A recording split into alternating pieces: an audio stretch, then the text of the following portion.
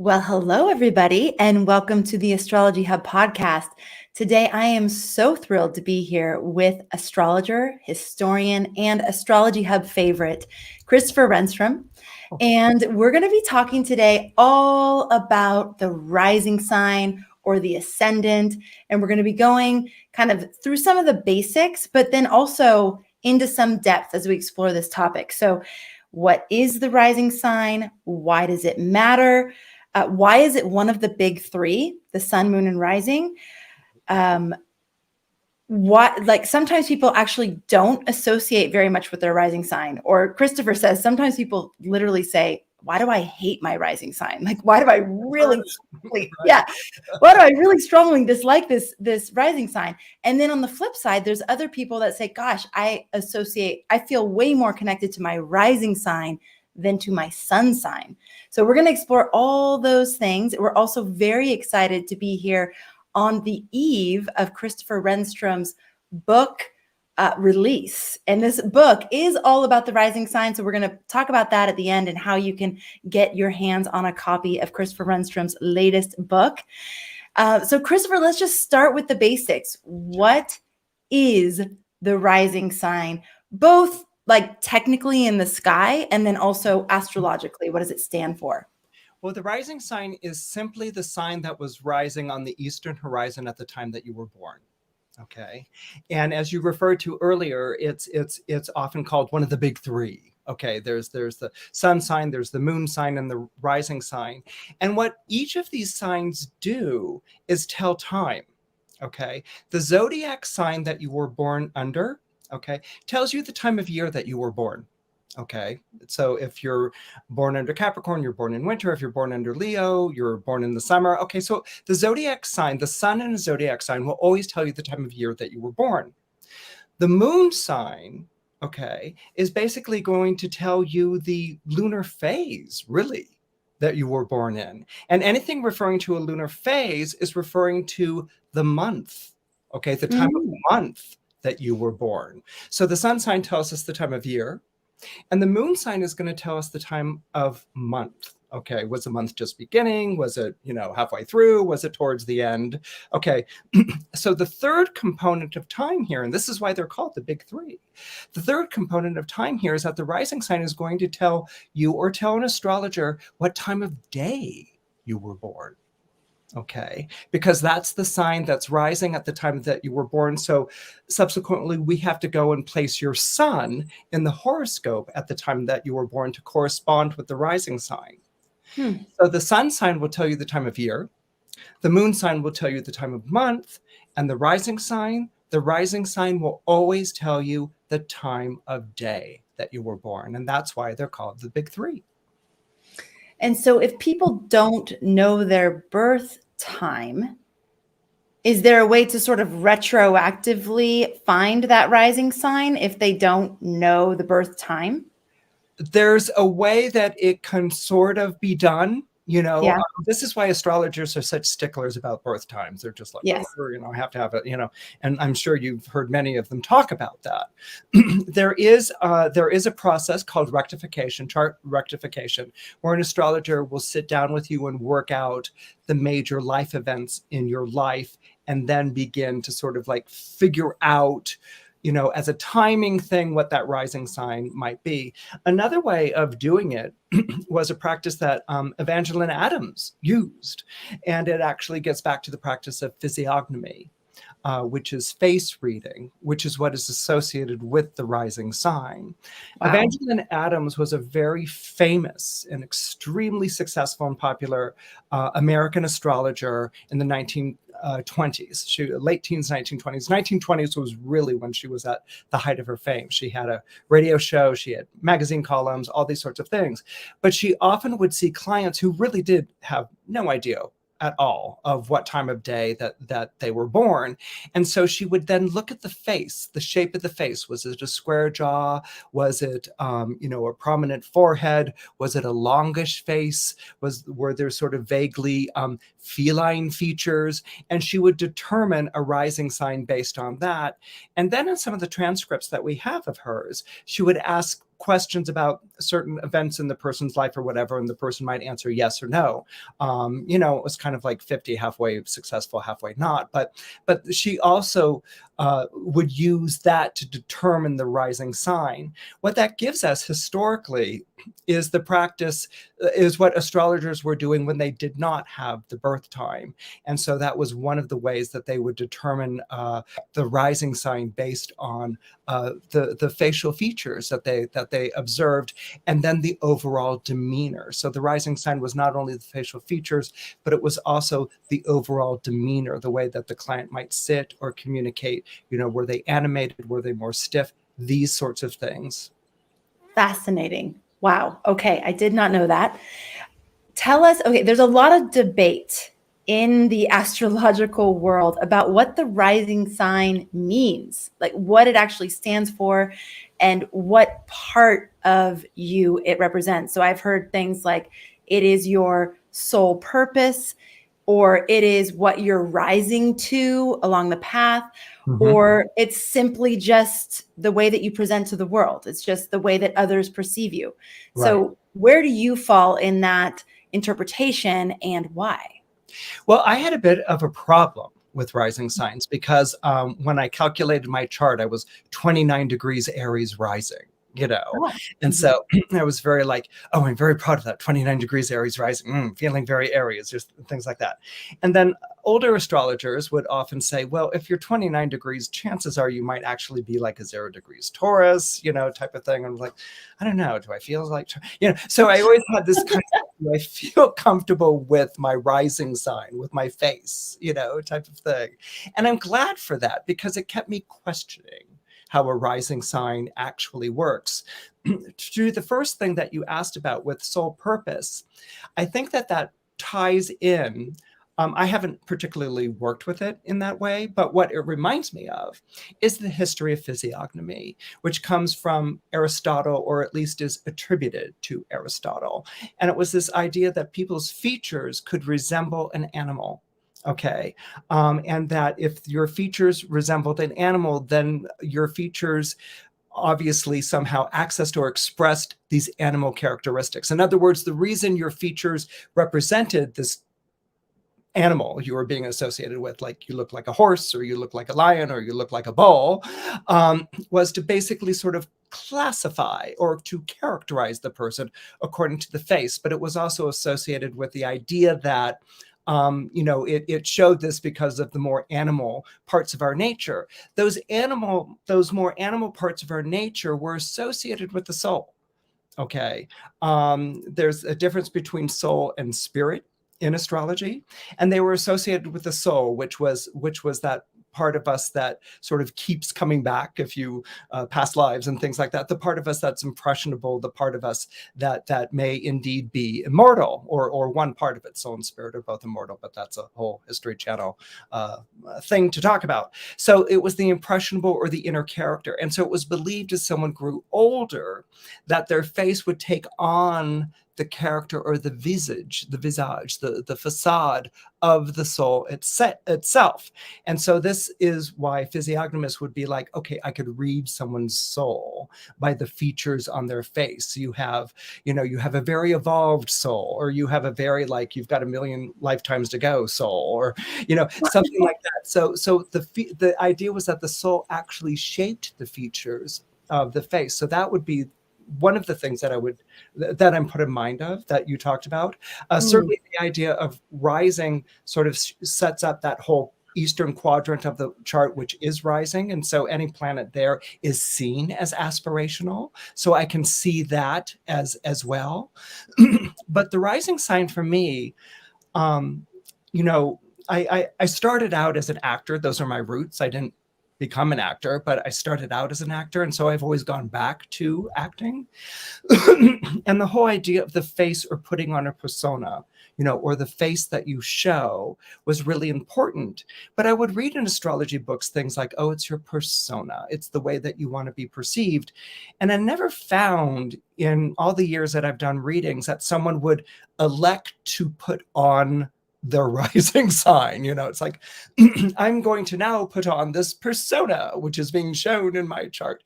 No. And then what I began to realize actually over the time with the work that I've done is that the rising sign itself is the face of the astrological chart. Okay. So just as your face operates with your body and yourself, you can have your face and it can express things, but it's not really who you are. That's the difference between a sun sign and a rising sign, for instance. I find that the rising sign is as spontaneous, is as animated, is as free thinking and free expressing as the face is. So what I like to call it is, I used to call it like the face you show to the world, but I now call it the face of the horoscope. It's the face of the chart itself, and it's just as spontaneous and expressive and its own thing as the sun is or as the moon is. Christopher, did you resolve the Taurus Aries debate with yourself? I think I'm leaning more towards Taurus. Me too. I mean, if the whole face thing is true, I would definitely guess Taurus for you over Aries. Yeah. Don't you all think? Yeah. I'm sure people agree. We'll take a vote. We'll take a vote. Aries or Taurus? What do you think? Taurus. So interesting. So have you also found that as you practice that you can kind of tell what people's rising signs are? Yes. Yeah. You can get. There's a phrase that came out a few years ago. I think I don't think it's much older than that, but it's the phrase is how you show up. You know? And it's sort of cousin how you present. I think I actually like how you show up more. I like that more because the rising sign to me, and I was so thrilled when my editor added that as the subtitle to the book.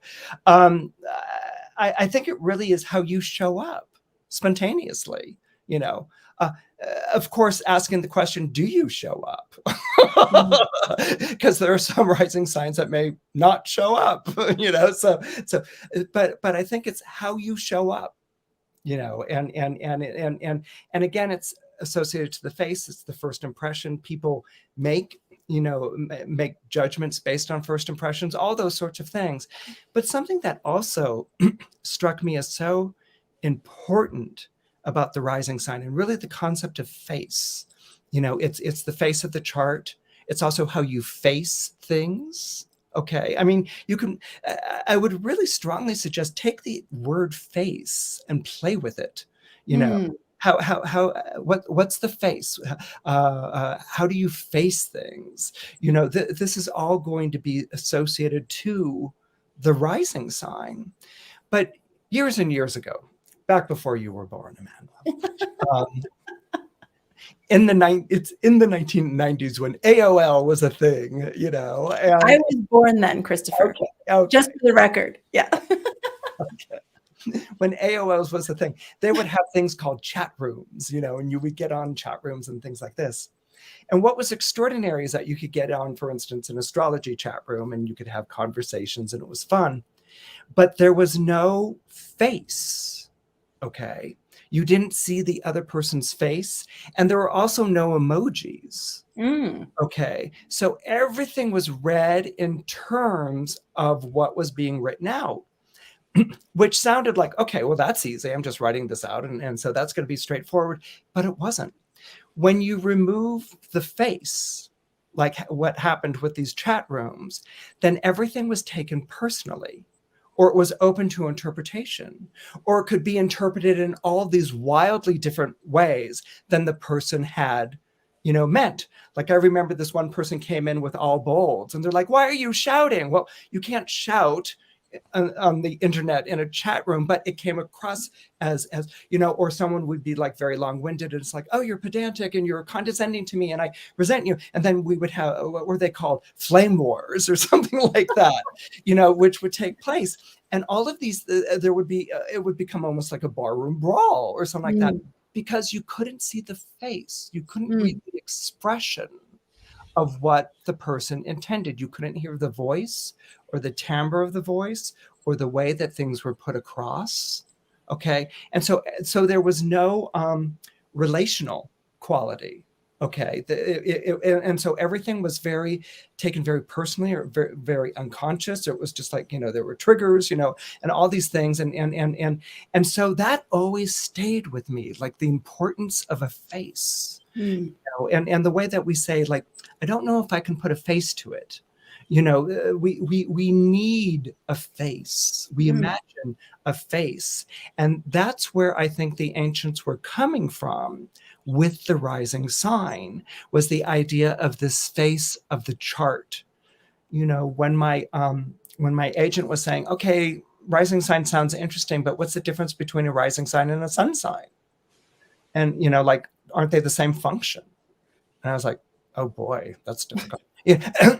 But I was reminded, you can have a sense of who you are in your heart, and that can feel very true to yourself, but that's not necessarily what's going to be expressed or what other people see. You know, mm. someone might see someone who's very pretty and think, okay, they're stupid. Well, it might be Heidi Lamar who, came up with, the nuclear codes or something, or nuclear fission or something like that in Hollywood. She was an actress.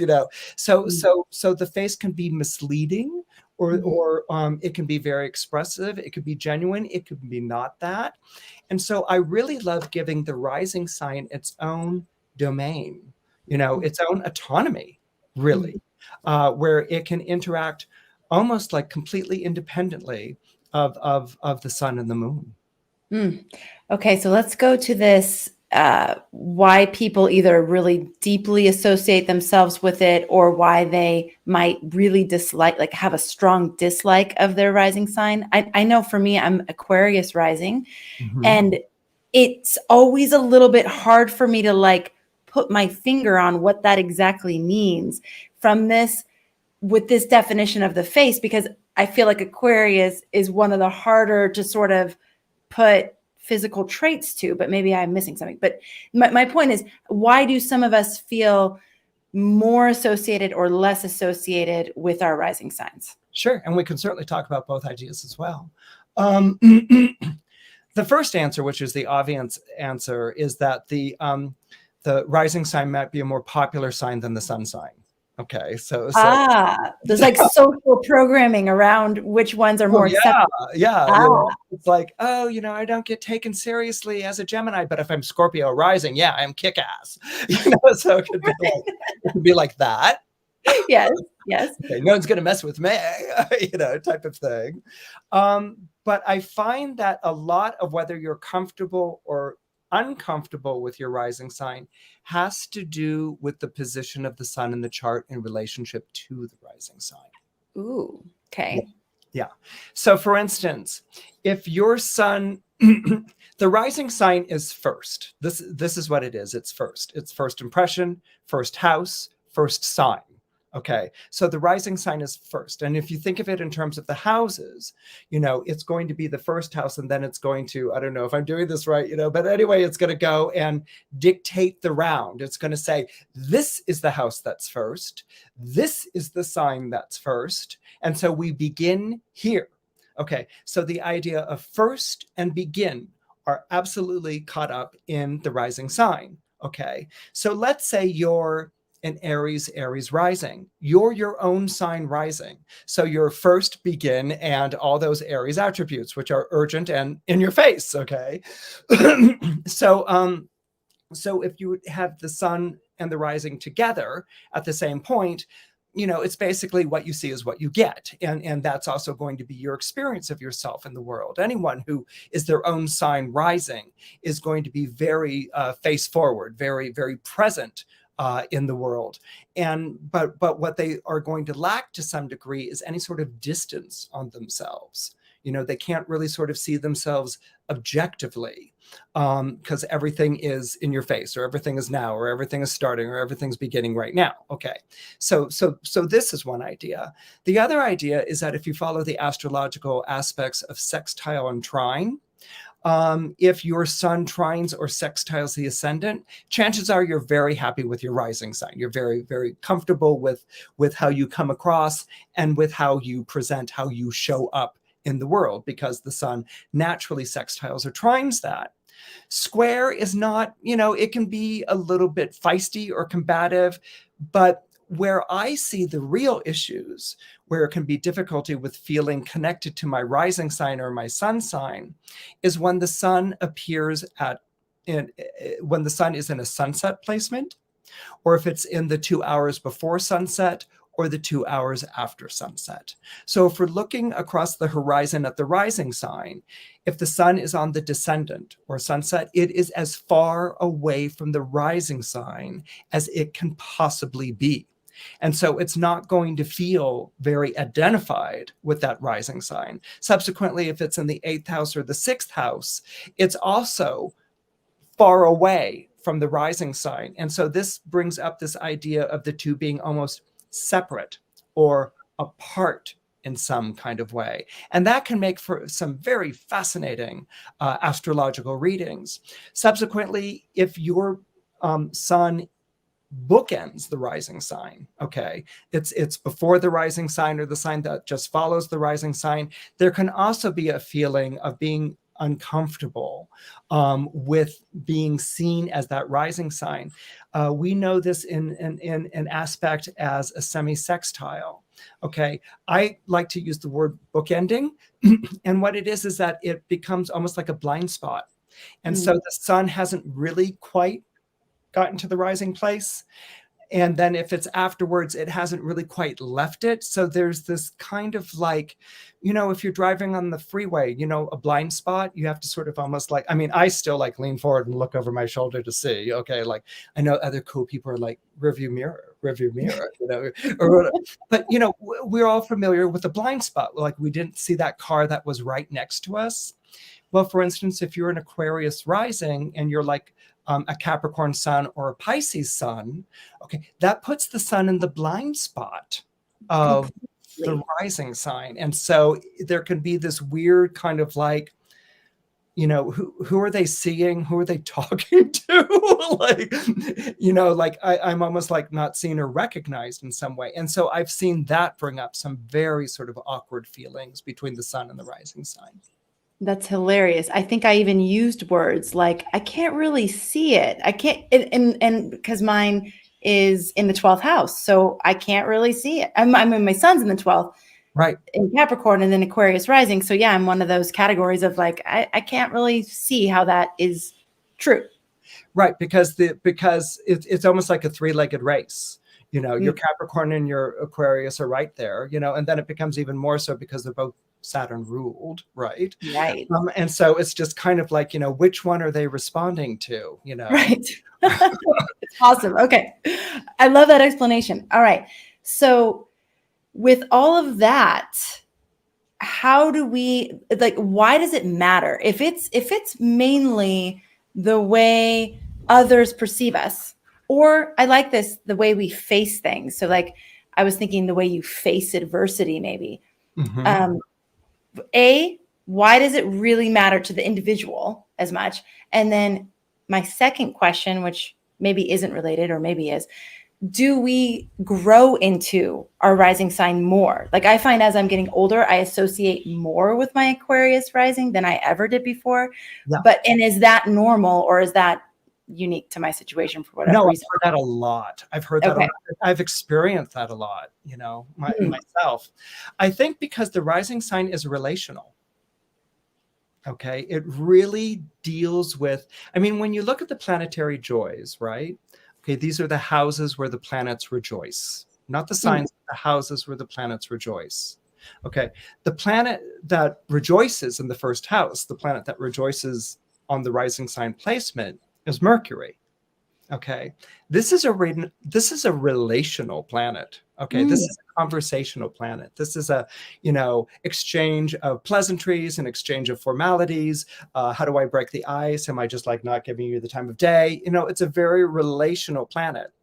Now, not everyone's going to have Mercury rising or Mercury first house, etc. But there's still that energy to that placement. So I think that the rising sign is very social. It's how we interact with other people. And personally, as an astrologer, I've gone back and forth. Is it Mercury? Is it Venus? Because there's also a Venusian quality to it. But it's very relational.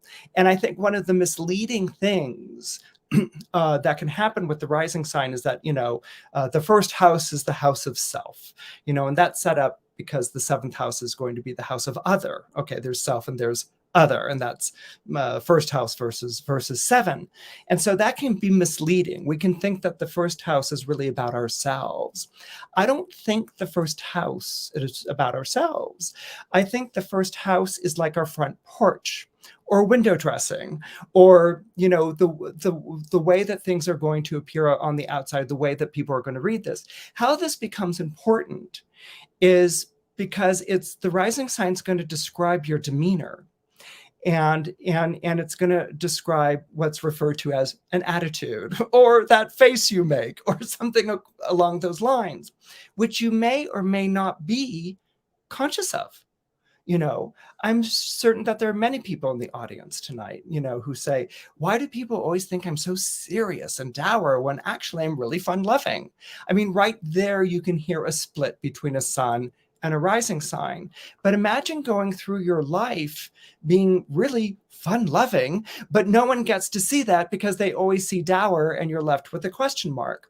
Right there makes the case. One of the cases for why it's so important to understand your rising sign. If you're getting signals back from people that aren't necessarily in agreement with who you are, then you need to sort of understand, what I remember my mom used to say when I was a teenager, what you're putting off, like, what am I putting off? Like those airs or that vibe or that energy or that thing that you're putting off. That's going to be associated with the rising sign. I had a classic example where I read for a Leo who was in charge of their company, but who had Virgo rising. And what she would always say to me is, I'm in charge of my company. Why does everyone treat me, like I'm a PA or like I'm an assistant? Because the Virgo, which is, how can I be of service to you? And did everyone get their order with the lunch order? Is everyone happy with what they got? Was what was coming out. Whereas the Leo, who's the CEO of the company, wasn't, and so it was something that, once she kind of like figured that out and realigned it, she was able then to bring out more of the Leo quality. Why was that Leo quality even questionable to begin with? Because it was right next to the rising sign. So it wasn't seen. It's in that blind spot that you and I were talking about, Amanda. Okay, fascinating. I love it. Christopher, and I know you've been on this huge endeavor to create a book about rising signs that doesn't exist. Like if you try to go and do a bunch of research on rising signs and what does it mean with this and this, you can't find it as far as I know right now. So you have been working on this for a long time. Mm-hmm. Tell us a little bit about the Rise and Shine book that is now available. Great. There are kind of versions of this where, they do sun rising sign combinations, but never really in a book. That's what I've never really seen before. So in the tradition of the physiognomists, who would do, and I strongly recommend looking up Battista della Porta or Charles Lebrun, where they show like the animal face morphing into the human face, and it was really quite fascinating, like in the 1500s and the 1600s, that you could read a person's character like this. In the tradition of that, and there's different portraits and combinations. I wanted to do, because I'm Capricorn and I'm just like, a masochist that way. I wanted to do all variations of sun and rising signs that you could have. So of course you take, it sounds great, in a pitch, but then you have to like do it. But it was like 12 signs, 12 sun signs, 12 rising signs make 144 combinations. Go to it. I don't, it was like, what did I take on? And so I just, went into this and really out of like, there hasn't been a book really done like this before. But what I loved about writing it and what I hope everyone gets out of reading it, you know, on one level, you can go and look up your sun sign and your rising sign, and okay, that's it. And there's 143 others, and maybe you look up an aunt, or you know, or Jesse, your best friend, or something like that. But what I really liked about it is that it was almost like sort of like box theme and variations or something like that. You know, you get this theme and then you do the variations, which is, you know, you can get an Aries theme, but it's Aries rising with Taurus, Aries rising with Gemini, Aries rising with Cancer.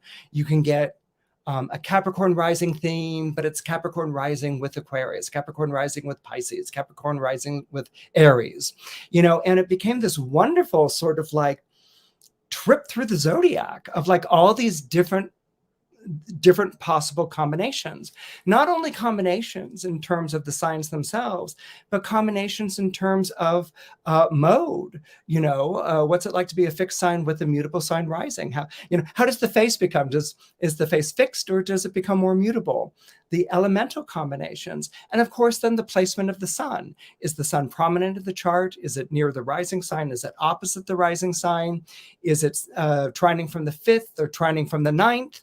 You know, and there were, it became this wonderful adventure of like, of really exploring all the possible combinations. And for me, you know, I had a Post-it as I was writing this book, and I said, all the possible facial expressions, you know, that could go through this. And it really turned into a delight to write. And I hope that you know, if you decide to check out this book, find it to be a delightful read. What level is it for, Christopher? Like when you were thinking of the ideal person reading this book, who are they? Are they like brand new to astrology? Have they been studying astrology for a while? To me, it's always written for people who are just beginning. Okay, because I think that's the audience that I enjoy writing for the most. You know, and a lot of times I'll hear from people who are not beginners. They're really quite practiced, and they're like, I found things I didn't think of before, or whatever. So, you know, and I do it to deliberately stay away from, you know, where it gets very technical. And this is me speaking for myself, where I find like the language becomes very embroidered and Baroque, because it's so specialized, you know. So I like to keep it very open, and like the face, I like to keep it very open and welcoming and inviting. And I think that you know, it gets away from the technical things, you know, like what's the planet that rules the rising sign, and it gets away from that, and it's really into the facial expressions. And I think that that's something that's not really talked about enough in astrology, is really the facial expressions of the chart and of the person. And so that's what I wanted to offer as a take on the rising sign. And what do you hope people get from it? Like, what do you hope they walk away from? How do you want them to feel when they're reading the book or after they've read the book? Recognized. You know, I want them to feel recognized. I want them to feel like, I want them to chuckle and laugh.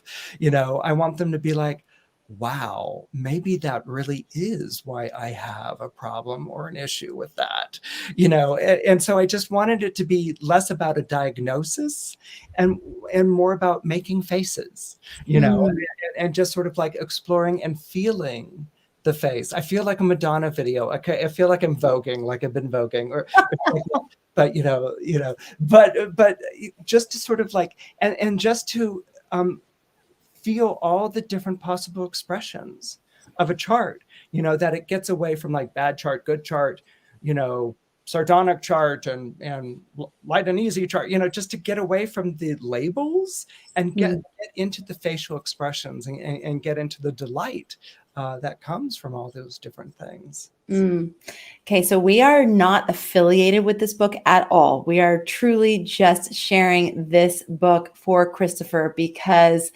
we love Christopher and the work that he does. And I know that he's poured his heart and soul into this creation. And it's now available for any of you. If you want to dive into this more, you can go to Amazon or any places where you buy books, correct, Christopher? Yep. Yes. Where would you like them to go? Global, it's Tartar Pierogi, so it's in all the bookstores from coast to coast, and other countries as well. We actually sold Rise and Shine to Vietnam. Nice. and we sold Rise and Shine to Brazil. So if you're in Amazing. Vietnam or Brazil, you can get the book there too. Very nice. And if they're in other countries, they can still get it on Amazon, right? Usually through, like Amazon France or Canada or something like that, you can access, you can find a way to get the book. It's very accessible. And Amanda, thank you so much for presenting it that way, because it is not an affiliation, and what you're doing is such a kindness, and I really, really appreciate it. I mean, literally, Christopher Renstrom is one of the people that when you meet him, and so you experience him online, and it's amazing and delightful, and then you meet him in person, and it's like even more. It's just you are just such a beautiful human being, and we're just so happy to have you on our team at Astrology Hub. I mean, people, if you have fallen in love with Christopher today and you didn't know him before, you can actually get a weekly horoscope from us by Christopher for free every week. You just go to astrologyhub.com/horoscope. Gosh, I hope that's right. It is right. Okay, astrologyhub.com/horoscope, and that's totally free. And every week you'll get a breakdown of your sun and or rising sign, a horoscope for that, and then also a video from Christopher, which goes through the major theme of the week, and it's just like sheer delight every single week.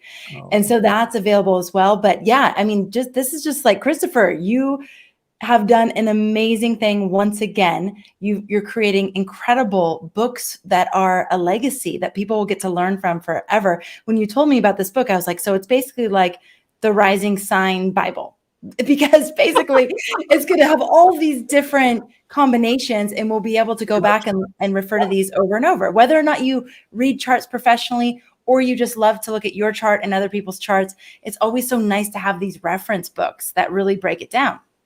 Oh, I think so. And the ones that get to the point, you're talking to that's the part that might be like, I don't know, maybe it is Aries rising, but I like to Yes. Well, I mean, yes. Now, okay, the other thing I wanted to say is the other book you have, just in case you fall in love with Christopher's Rise and Shine, he also has a book called The Cosmic Calendar, which is another amazing book. Do you want to talk about that just a little bit? I would love to talk about that. The Cosmic Calendar is really the book that I designed after years and years of teaching, where I was always faced with people who were like, I was interested in astrology until 5 minutes ago when you started introducing things like, Sesi Quadrat or something like that. And now I can't follow it. So I always wanted something which was like really basic, yes, a kinder, gentler astrology, that sort of brings the person in. And so it comes out of teaching, which I'm always going over and over and over in the way that it's done. And what it teaches is basically astrology is not a science. Astrology is not a religion. What astrology is a calendar. And that's why every major civilization on this planet, Mesoamerican, Middle Eastern, Indian, Asian, has come up with some sort of form of astrology. It was in order to tell time. So it's really all about the sun sign. I'm a sun sign astrologer, proud of it. I write daily columns, weekly columns, whoosh, these columns. But, but the thing is, it takes the sun as its opening point, and it goes into your chart. I mean, always referring back to the sun as the you are here planet in your chart. And it opens up the chart in a very, hopefully, reader-friendly way that also doesn't get too bogged down and complicated. And I was so blessed and honored to be able to work on that workshop with Astrology Hub, which is based on Cosmic Calendar. And the job that Anna and Amy and Joe did with that was such just awe-inspiring. And it was such a delight to work on that project with you. We got to bring Christopher's Cosmic Calendar book to life in a different format and media through our Cosmic Calendar course. So yes, that was so amazing. And I share your feeling of sadness when people come so enthusiastic about astrology and then dip one toe in the water and go, oh my God, this is way too complicated. I'm not smart enough to do this, or I will never get it, or I will never have enough time to get it. All those things that happen. So I'm so grateful for astrologers like you who are high quality, highly educated, highly experienced astrologers who are still bridging the newbies, who are still providing that path and really creating that soft landing spot, because it's overwhelming. And it's one of the reasons we created Astrology Hub, is because I was like, God, when I got in, it was either so watered down that it was kind of not that helpful, Right. or it was so advanced that I couldn't Right. understand a word anybody was talking about. And I felt left out of the party. Right. I was like, I want to be here, but I can't understand what you guys are talking about. Right. So, wow, I'm sorry. I have a very loud background noise. Okay. I guess a truck rumbled past. Yes, exactly. It was a motorcycle, I think. Oh, Anyway, okay. yes, it was so disappointing, that there was really no place for me. So Yeah. I'm so grateful again that you do the work you do, that you keep writing these books that are very user friendly to people that are new on the path. But I know from our cosmic calendar course that even very advanced astrologers still enjoyed it, because once you get into astrology, it's always so nice to learn even the basics from a lot of different perspectives. So that's Right. the other thing that you bring, which is great. And you bring in a lot of history and grounding into the astrology studies that not all astrologers focus on. So it's really nice to have you filling that gap. Oh, thank you. Because astrology is a language, so it's ultimately about community. Yes. And when you're learning a language, you want to be able to speak it. And so you can understand and making jokes and have profound observations and all these sorts of things with language. Yes. And so that's something that's so important to me, and that's something that's so important to what you do with Astrology Hub, is really creating that community where this language can be spoken and everyone can feel welcome and like they're a part of it. I love that. That's my favorite. So Christopher, we're going to put all the links for Christopher's new Rise and Shine book, the Cosmic Calendar, so you can check all that out. And is there anything else? Well, and I'll say them one more time. So it was actually, we made a really easy link for the book, which is astrologyhub.com/rise and shine. Yeah. Again, we're not affiliated. We just wanted to make it easy for you to find it. And is that going to that's probably going to bring you to Amazon, is my guess. Yeah. I know it probably will, which is the easiest way easiest way. Okay. And then do you have it on your website also? Is there any benefit to you for people going to your website to get it? Just the benefit of your company. All right. He wants to hang out with you. Yeah. So you can go to rulingplanets.com. Also, you can find it there. And then you'll find a bunch of other cool stuff that Christopher does, which is always nice. Yes. Yeah. Okay. Christopher, thank you for coming on the Astrology Hub podcast and talking to us about rising signs. I every single time you come on the show, I learn something new. So thank you for that.